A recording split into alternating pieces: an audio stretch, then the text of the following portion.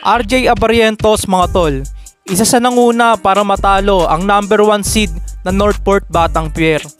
Sa game 1 parang pinaglaruan niya lang yung mga babantay sa kanya. Yung isa pa nga napahiga pa sa mapanilang niya na galaw. Naalala ko tuloy yung mga galawan ng tito niya si Johnny Abarrientos. 12-time champion lang naman mga tol. May pagkakahawig talaga sa galawan mga tol. Yung tito nga pala ni RJ Abarrientos, ito yung literal na NBA player na sana. Kung di lang niya tinanggihan yung offer sa kanya ng NBA team, no? So balik tayo kay RJ mga tol. Si RJ Abarrientos nga pala ay nakapagtala ng 15 points, 6 rebounds, and 6 assists sa game 1. Kasama na dito yung highlights niya na ganito.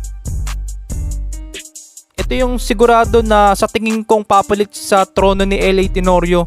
Magaling sa court vision, digit na ball handler, at saka magaling to